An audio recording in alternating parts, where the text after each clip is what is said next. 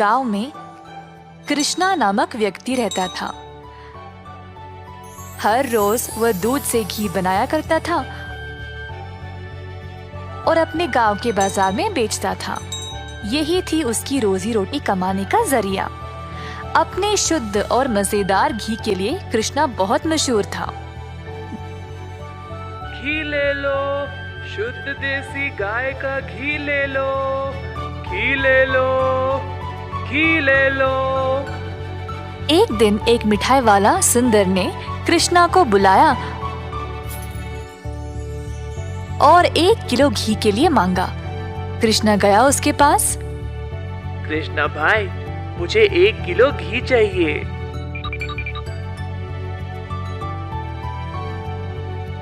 कृष्णा घी को तोलने लगा। जब सुंदर ने देखा कि घी कितना शुद्ध था तो वह अपने आप को रोक ही नहीं पाया। सुंदर ने और घी लेने का निर्णय लिया। रुको कृष्णा, मुझे तुम 1 नहीं 2 किलो घी दे देना। पता नहीं बाद में बचेगा या नहीं। तुम्हारा घी सबसे शुद्ध है और मुझे स्वादिष्ट मिठाई बनाने में मदद करता है। ओ बढ़िया जी, धन्यवाद सुंदर साहब। ये लो आपके 2 किलो घी। सुंदर ने खुशी से घी लिया और फिर दोनों अपने अपने रास्ते चले गए। जैसे कृष्णा चलता गया, गांव के लोग उसको एक एक करके घी खरीदने बुला रहे थे। दोपहर तक सारी घी बिक चुकी थी क्योंकि वो घी था ही इतना स्वादिष्ट। अपनी कमाई लेकर कृष्णा अपने भाई कुशल के पास दूध खरीदने गया ताकि वह अगले दिन के लिए और घी बना सके।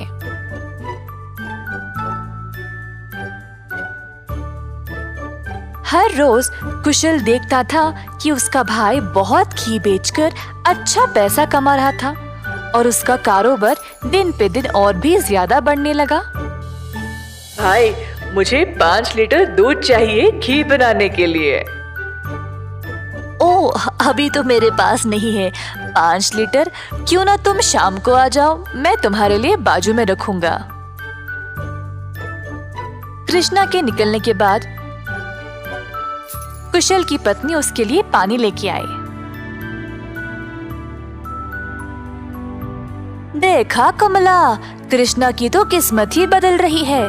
दोपहर में ही इसने सारी घी बेच डाली और दूध के लिए वापस आया था। आप तो सारा दूध इनको ही दे देते हो ना, क्यों ना इस बार आप दूध में थोड़ा सा पानी मिला के दो। इस तरह हम भी ज्यादा पैसा कमा सकते हैं। कुशल ने अपनी पत्नी की बात मान ली और शाम को जब वह गाय से दूध निकालने गया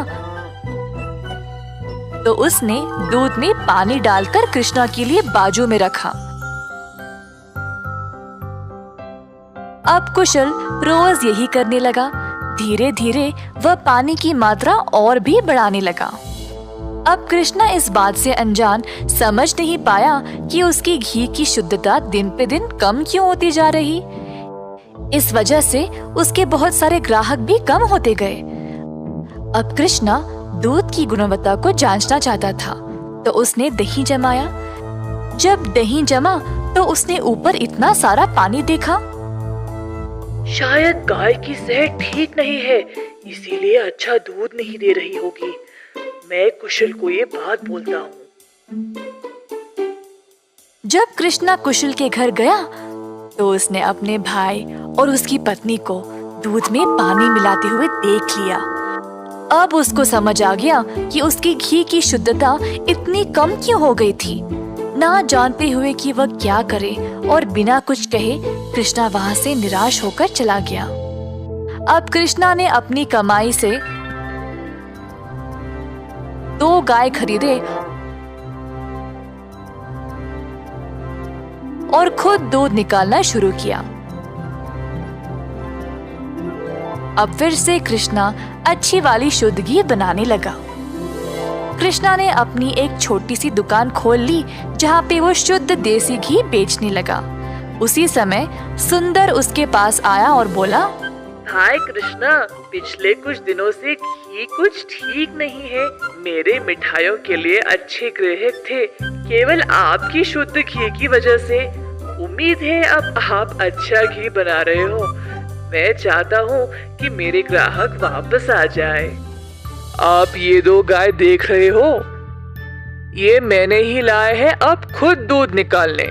अब से मैं ही दूध निकाल रहा हूँ, तो आज से घी भी सबसे बढ़िया मिलेगी।